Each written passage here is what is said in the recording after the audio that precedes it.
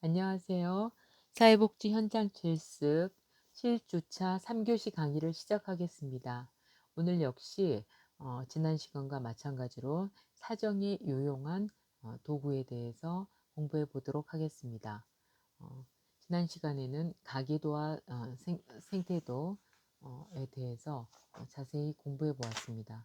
오늘 이 시간에는 사회도에 대해서 공부할 건데 어, 사회도는 집단의 구성원이 다른 집단이나 조직의 구성원들에 대해 어떻게 느끼는지, 어떻게 제휴하는지, 어떻게 저항하는지를 집단사회복지사나 다른 전문가들이 사용하는 그림이나 도식으로 나타내는 것을 의미합니다.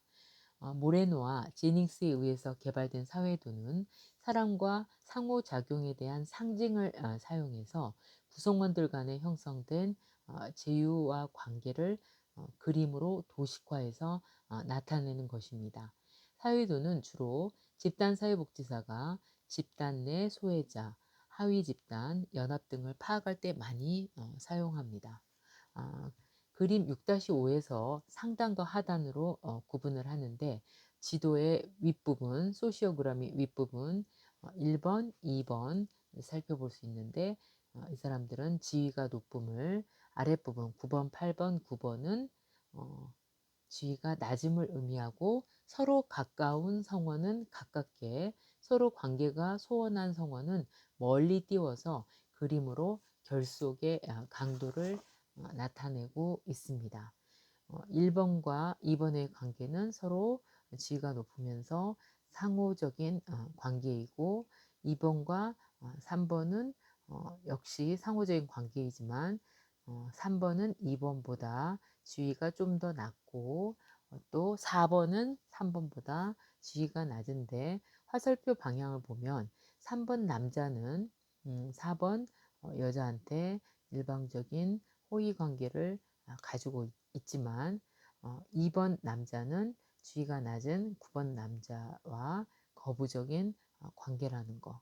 그리고 9번 남자는 지위가 높은 1번 여자에 대해서 일반적인 관계라는 것을 알 수 있습니다. 그리고 9번과 8번은 거부적일 때도 있고 회의적일 때도 있는 남자라는 것을 알 수가 있고 또 이러한 사회도로 인해서 어, 마찬가지로 집단 내에서의 소외자가 누구인지 그리고 하위 집단이 어떤 사람들인지 그리고 연합관계, 갈등관계를 이러한 사회도를 통해서 파악할 수 있게 됩니다. 네 번째, 사회적 관계망 지도가 있습니다. 소셜 네트워크 맵인데 사회적 관계망 지도는 한 개인이 지속적으로 관계를 맺고 있는 사람들이나 집단을 의미하는데 클라이언트와 사회복지사의 상호작용에 의해 필요한 정보를 수집해서 작성하게 됩니다.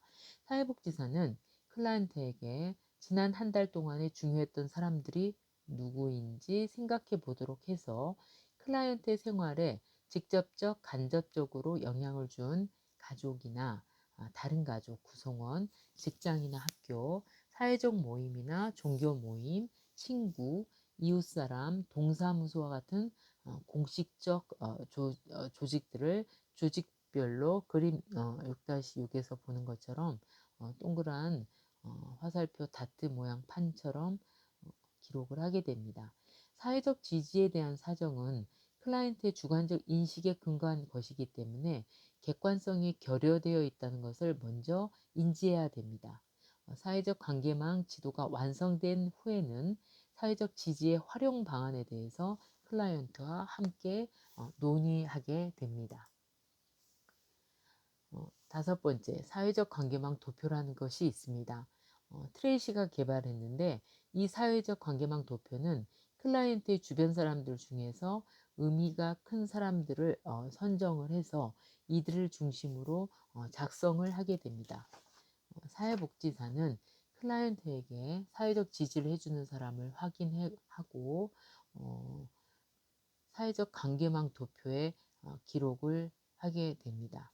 그래서 이러한 사회적 관계망을 살펴봄으로써 이들의 관계가 어떻게 이루어지고 있는지 번호를 통해서 할 수 있고, 여섯 번째, 생활력 도표, 라이프 히스토리 그리드가 있는데, 생활력 도표는 클라이언트의 문제를 파악하기 위해 클라이언트의 생애 동안 어, 발생한 사건이나 문제의 발전 과정을 사정하는 데 쓰이는 사정 도구입니다. 과거에는 사회복지 실천 과정에서 클라이언트의 생활력에 대한 정보는 이야기체 서술 방식으로 기록했지만, 앤더슨과 브라운에 의해서 이렇게 간결한 도표로 작성을 해서 제공을 하게 됩니다.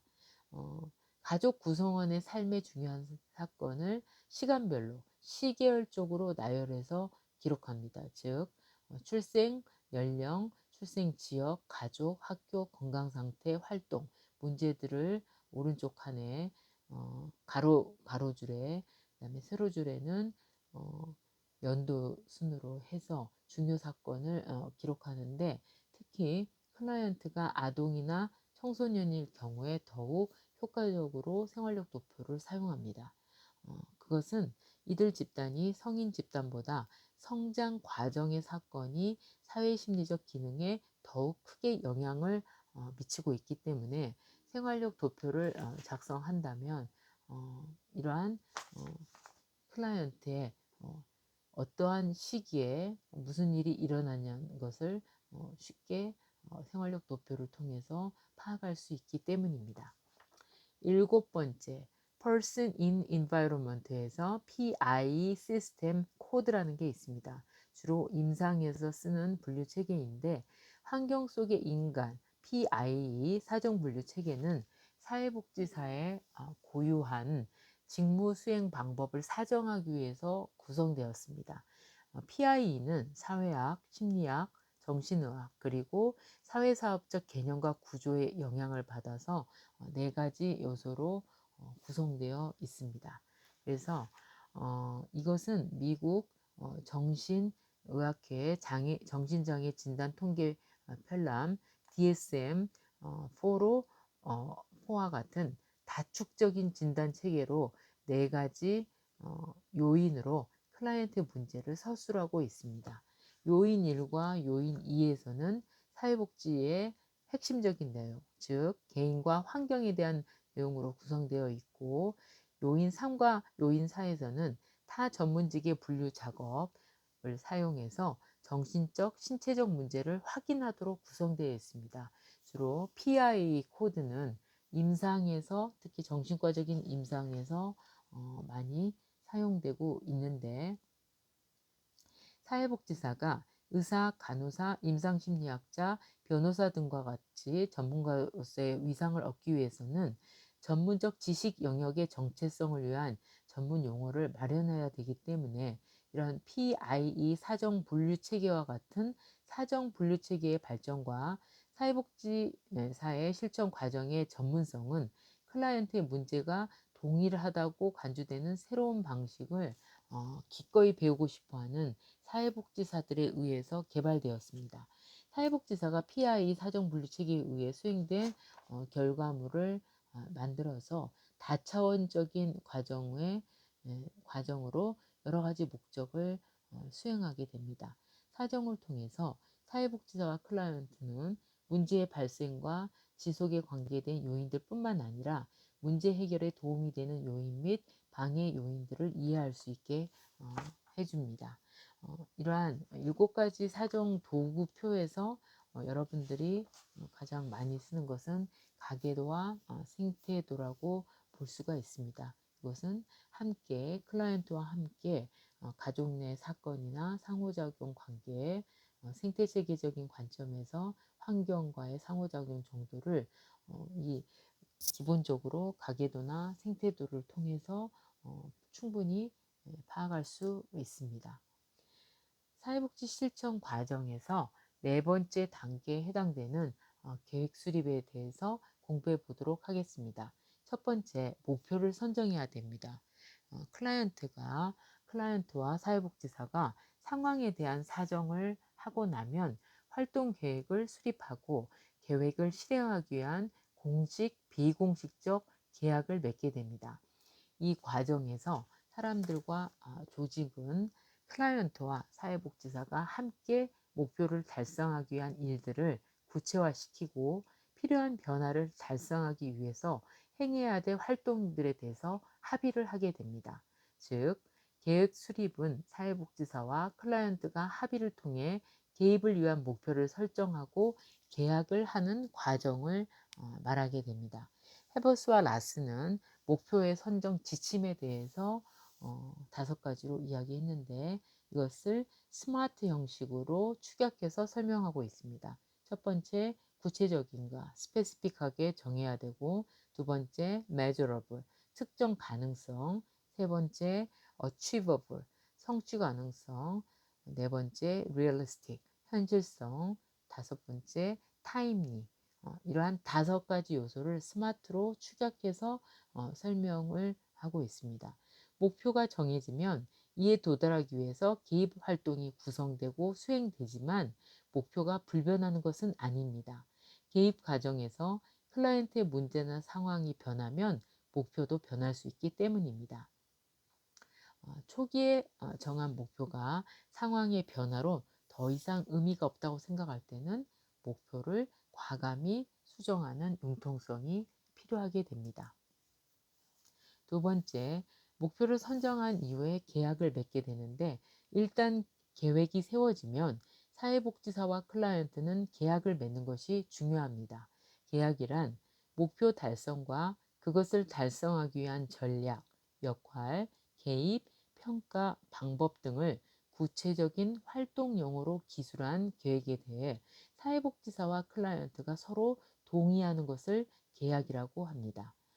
다시 말하자면 계약은 사회복지사와 클라이언트 각자가 수행해야 되는 활동을 명확하게 하고 개입 단계에서 활동의 시간 계획에 둘 사이에 합의를 하는 것입니다.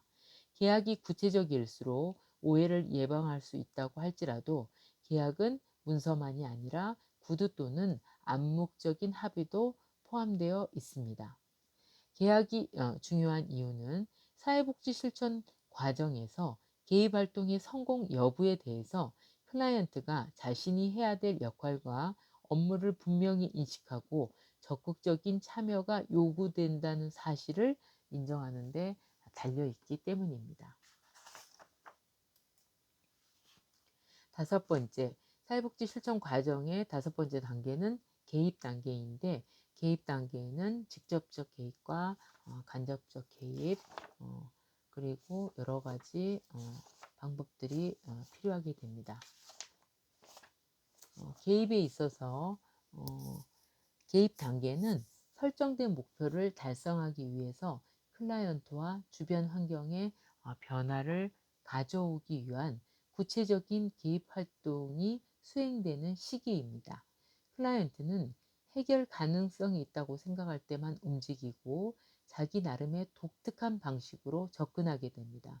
따라서 개입은 클라이언트의 가치와 신념 체계, 평소 일상생활에서의 대처 방법 등을 잘 파악하고 있어야지 효과가 있습니다.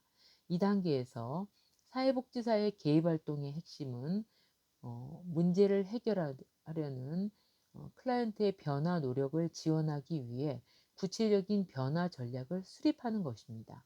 그 내용으로서 상담, 지역사회와의 자원 연계, 새로운 자원의 개발, 사회적 지지 집단의 활용, 교육, 역할극 등 다양한 전략으로 개입 방법을 구성할 수 있습니다. 이 단계에서 사회복지사는 계획대로 문제 해결 과정이 진행되고 있는지를 끊임없이 모니터링, 점검하면서 인도하고 도와주며 지지와 환류, 피드백을 제공해야 합니다. 일반적으로 사회복지 실천 과정에서의 개입은 직접적 개입과 간접적 개입으로 분류될 수가 있는데 직접적 개입은 기본적으로 개인이나 가족, 소집단 체계 자체의 변화를 가져오는 활동입니다. 개인에 대한 개입 활동에서 주로 사용되게 되는 기술들은 개인의 문제가 내부나 외부로부터 스트레스에 대한 능력의 부족에서 비롯된다는 시각에서 출발하고 이것을 수정하는 데 필요한 기술로서 의사소통 기술, 행동 변화 기술 등이 있습니다. 그래서 직접적인 개입의 내용으로서 어, 14가지의 기법들이 사용하게 됩니다.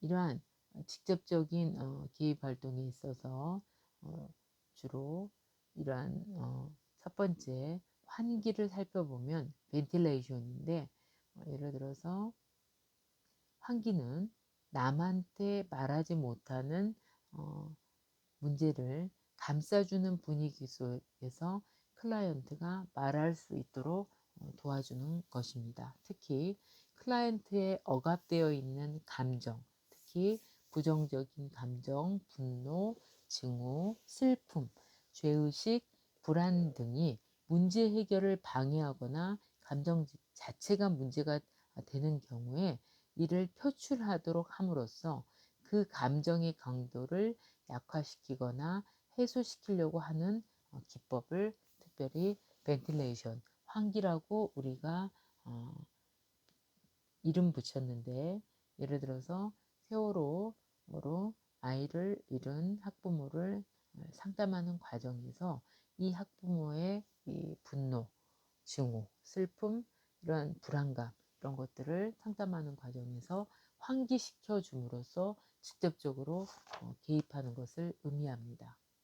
두 번째, 정보 제공이란 클라이언트의 문제 해결 능력을 향상시키기 위해서 클라이언트에게 의사결정이나 과업 수행에 필요한 정보와 지침을 제공하는 것입니다.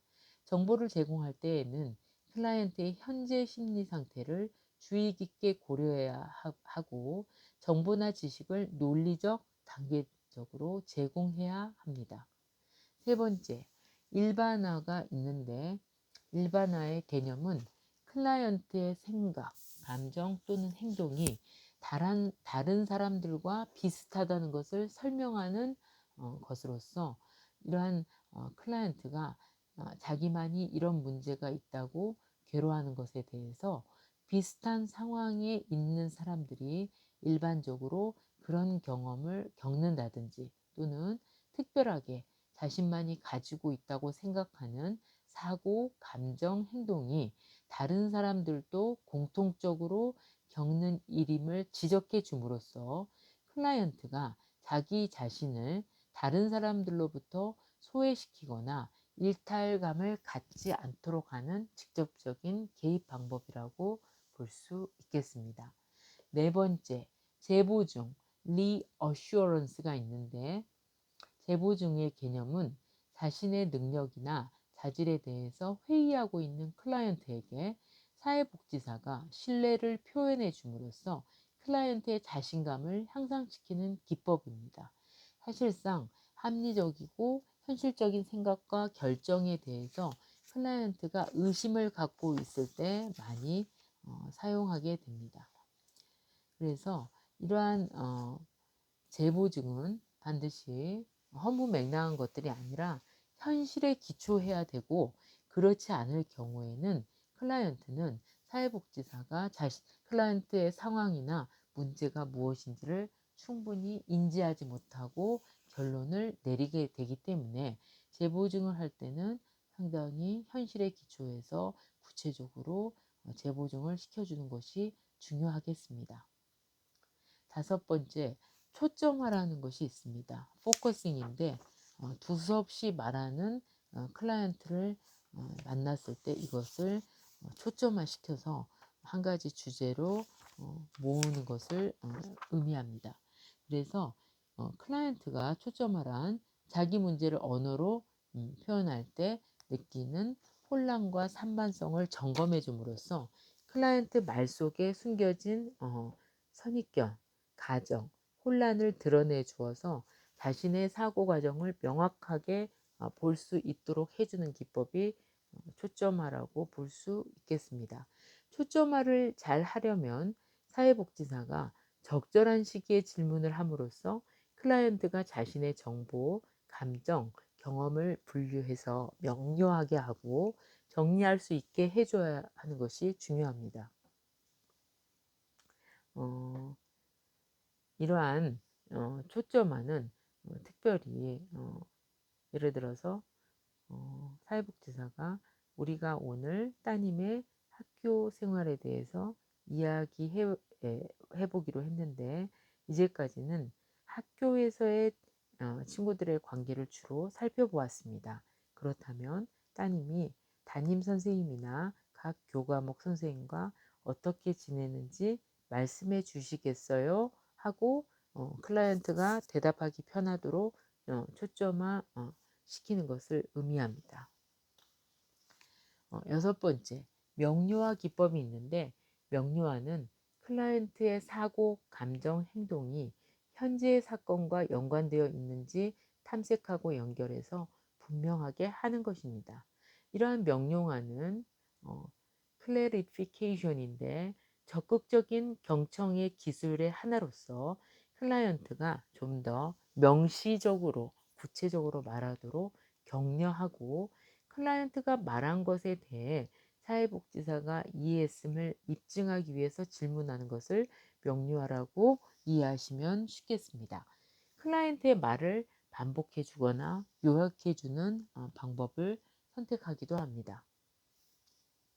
일곱 번째, confrontation, 직면이란 방법이 있는데 직면이란 주로 클라이언트가 자신의 문제를 보증하거나 회피하고 합리화해서 변화를 거부할 때 사용하는 기법입니다. 주로 클라이언트가 자신에게 도움이 되지 않으면서 타인에게 위협이 될 때 이를 재인식하도록 하기 위해서 쓰이게 됩니다.